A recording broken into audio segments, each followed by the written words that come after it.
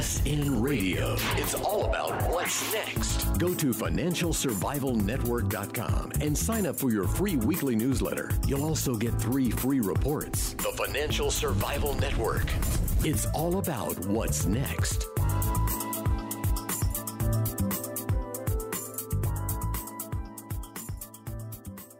Kerry Lutz back at the Financial Survival Network. Person you're about to hear from, you know him quite well. His book should be a bestseller. Why it's not, I'm not sure. Technical Trading Mastery. Chris Vermeulen, he's been online poker player since college, and now he's doing what he loves doing, which is trading and teaching you how to trade. Just an incredible story. Chris, welcome back to the show. Thanks, Kerry. I'm glad to be here. Hey, so it's true, though, that at 16, you got a brochure in the mail and you were reading about commodities trading and you said, Dad, this is for me. This is what I was born to do. And your father said, son, shut up and do your homework, basically, right? More or less, yeah. Yeah. And how did that make you feel? You know what? It was always inspiring. It gives me a goal. It gives me something to shoot for. I grew up in an entrepreneur family, so my mom and dad both had their own businesses, and I got this pamphlet in the mail by Larry Williams, or my dad did, and I got a hold of it and I read it, and instantly I wanted to become a commodities trader. I'm like, this is me. This is what I want to do. And more or less, when I approached my dad, he's like, no way. There's no way you're getting into that. It costs money. It's high risk. And so I spent the next 2 years learning all I could online. And really, back then, you could barely get stuff online. But I studied up on the markets, learned all I could. As soon as I turned 18 and I went to college, I started trading and paid for college. And I got highly addicted on trading and online poker. And it just kind of evolved from there and kind of proved myself to my dad that I could do it. You know, it's funny. You remind me of another friend of mine from New York, a guy named David. He became a master backgammon player, and he was either the national or international amateur backgammon champion. Right. And while he was out in California and his parents thought he was going to college, he was playing backgammon every night in the clubs. He was driving around in a Porsche 928. He was making over $100,000 a year. And when he got done with college, he knew he was going to Wall Street because, as he told me, he said, Kerry, I was born to play games, and Wall Street was just the biggest game in the world. And he became a master trader. I don't even know how much money he's made over the years, but you and he, it's just a temperament. It's a personality. It is. Yeah, I think it is. As soon as I learned about the stock market when I was only 16, it's like the ultimate video game. You'd sit on your computer, you get to play this random weird game of lines moving across the screen, and you try and, make money from it. And of course, poker was kind of my intro. I really got hooked on poker and really learned discipline from poker because you got half the time you're sitting out 99% of the hands and you're kind of waiting, and tournaments take forever. So I learned a ton of my patience and self-discipline through poker, learned all the rules, the odds. I'm always calculating the numbers in my head, and it literally just carried right into everything I was reading and learning about trading the stock market. And it's all about patience and self-discipline. And if you don't have self-discipline, you're completely screwed in the business. It's all about being able to sit back and being bored and being patient and searching and understanding you're going to lose hands, and sometimes big hands, which are like big trades. But that's just part of the game. You just pick yourself up, you get resettled and just focus. Poker and the stock market go hand in hand, in my opinion. Yeah, and he's trying to get me to play Hold'em with him.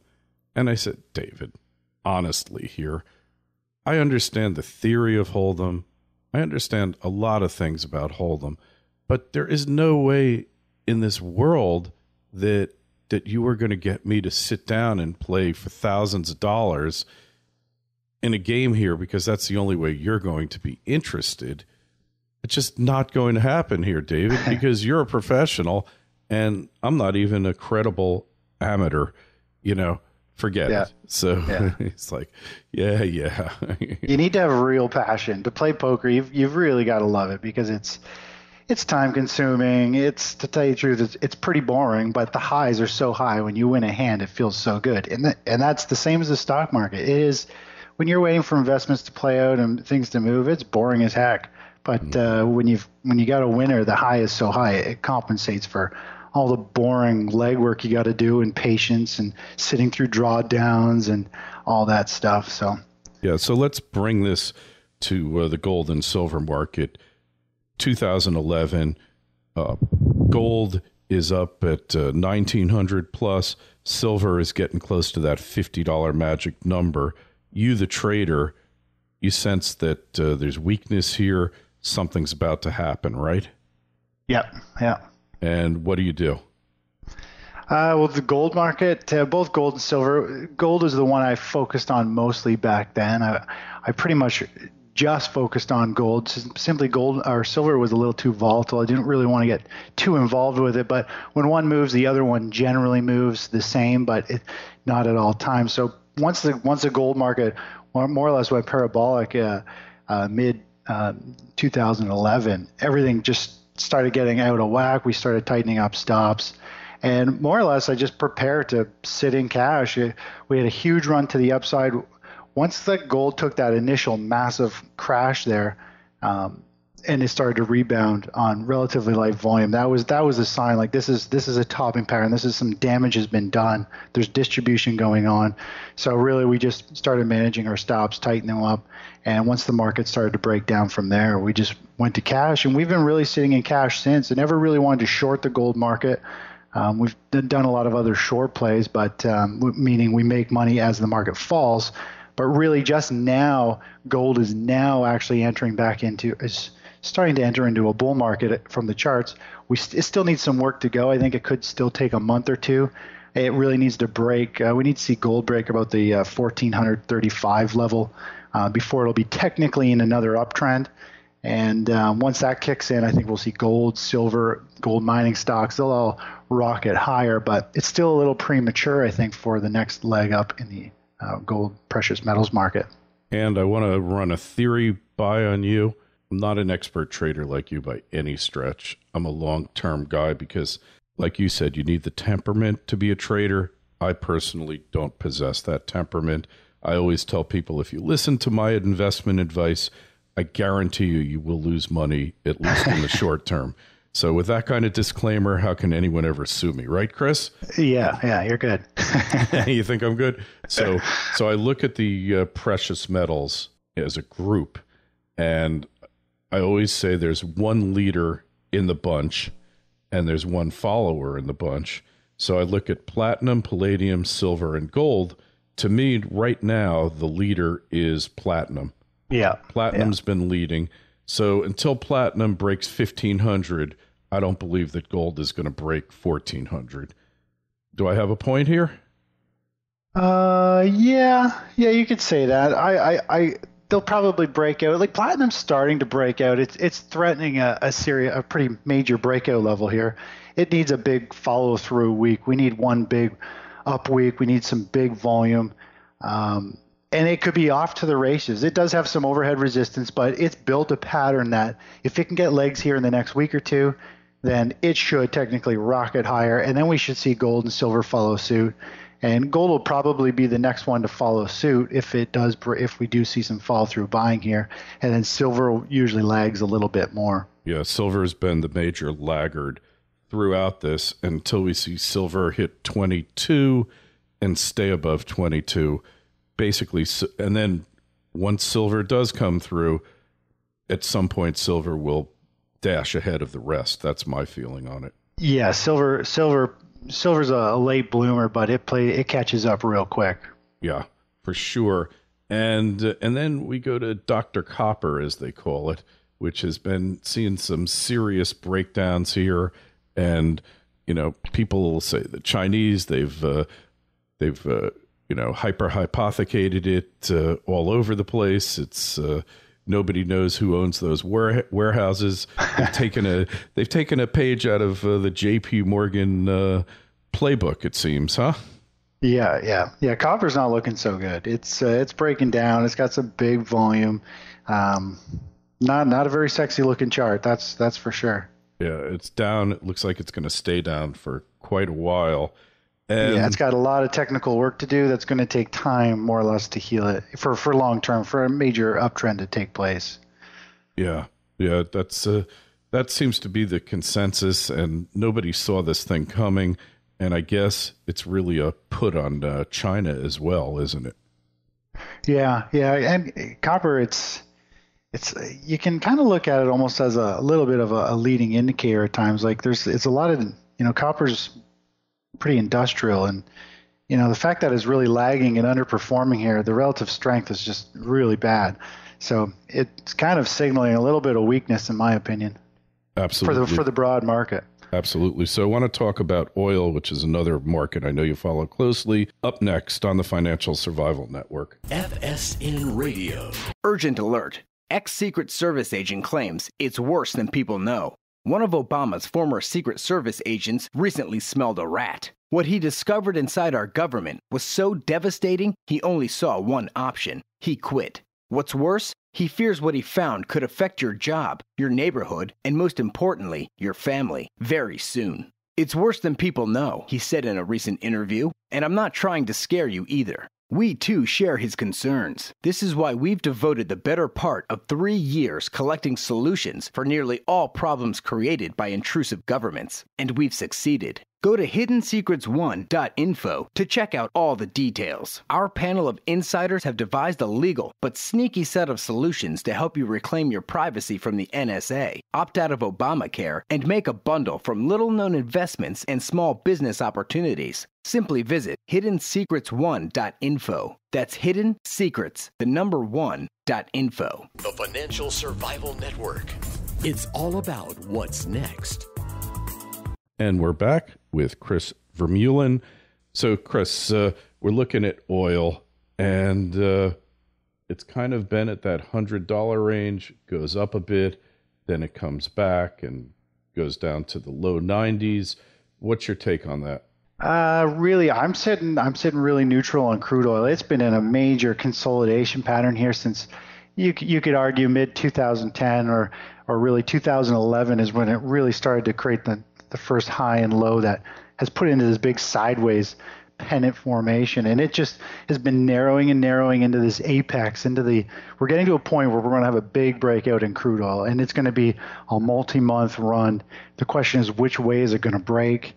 Obviously, if for some reason we get some negative economic news, it'll likely break to the downside, and it could be a great opportunity when it breaks out of this pattern, but right now it's sitting smack dab in the middle. It's at literally $100 a barrel today, and not really touching it until we get a major break above the 112 area or below the $90 barrel area.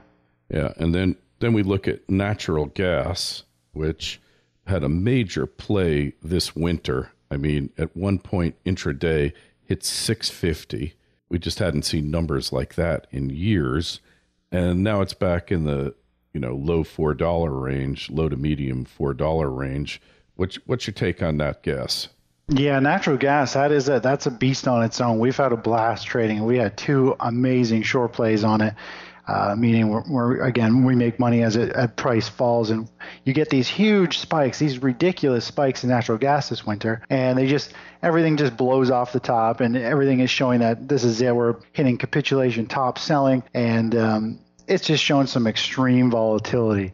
And right now it's sitting down at a support zone. The big picture here, kind of zooming out, it's more or less, I think it's going to be fairly dormant. Percentage-wise, it's going to move in a very large range, probably between $3 and $6.50, and it could do this for several months or even a year. I think it's going to be fairly flatline in that range. It's still a big range, but once it breaks above that 650 area again, the next time, I think it's got potential here to work its way all the way back up to about the $9 or $10 level. But I think it's going to be kind of bouncing bottom along here for quite some time. Yeah, the amazing thing is it's really been in the U.S. anyway. Forget about Asia and Europe, because those markets are totally divorced from the U.S.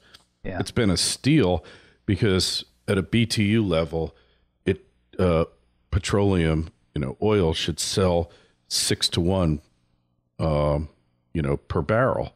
and it's been at like 23 to 1. And, so industries, power plants, you name it, they've been converting to natural gas in droves. Yeah. Transportation, long haul trucks, even those amazing. Are switching. It's amazing how many big trucking companies are moving over to the natural gas trucks, and how many stations are, now getting natural gas down the major pipelines, the highways, getting the natural gas fill stations. It's slowly converting, but this is such a volatile commodity. Like, the fact that it can move 100% in only a couple months is pretty scary. I you got to wonder, like, if we get a thriving economy again, this could easily take off to 10 or $14 again, and it could definitely hurt the trucking line, but that's likely not going to happen for a long time. And if it does, it'll probably just be some type of spike. But big if. Natural gas is very volatile. It's a tough one. Big if. And there's so much shut-in capacity in North America where dry gas wells just aren't profitable. They become barely profitable at $4. This winter in the Northeast and in North America was just a killer, and it cut underground supplies of nat gas in North America by 50%. Yeah. So there's going to be a big ramping up, restocking phase throughout the next 6 months till next winter. Yeah, it's probably going to keep It's probably going to keep a floor on those prices in that $4 region, I would think. I mean, what do I know? I'm just an armchair observer, so could keep it up. And then wet gas, but propane prices this year through the roof, and shortages came up. And the big untold story about nat gas in the Northeast, there are a number of power stations that switched from burning oil, which is like heavy oil. They burned, heating oil. Number 2, they switched to nat gas. And in that case, they're able to switch back to oil. And they had to switch back to oil because there were acute pipeline shortages that sprung up all over the place in the Northeast. And in that case, their oil supplies were also disrupted due to rough seas coming from Europe and pipeline shortages all over the place. So we were really experiencing electrical shortages that nobody wanted to talk about. And, it was just close to a real major brownout, blackout situation in the Northeast. Of course, none of that gets any media exposure. Coverage. Yeah. They don't talk about that because better the people don't know. Right? Yeah. Better they shouldn't know. Yeah. And sweep it under the rug. It's fine. And that's why the underground storage capacity is at 50% of what it was starting at the beginning of the season. Now we're heading to spring, time to replenish. But man, if there's a winter like this winter, next winter, which could be the case, let's face it, you never know. It could be, yeah. Yeah, that's a case for fracking in New York State all on its own. Yeah, but if we don't have a winter like that, I don't know. You can argue it either way. The Farmer's Almanac. We'll see what they have to say. Yeah, exactly. all of man's technology, all of let's get let's spend millions of dollars proving there's climate change and global warming, and we're not going to have this bad winter. And then the Farmer's Almanac, pseudoscience, comes along and blows them away with an accurate forecast. You have to wonder, huh? Yeah, true. When it comes to fracking, I am so against it.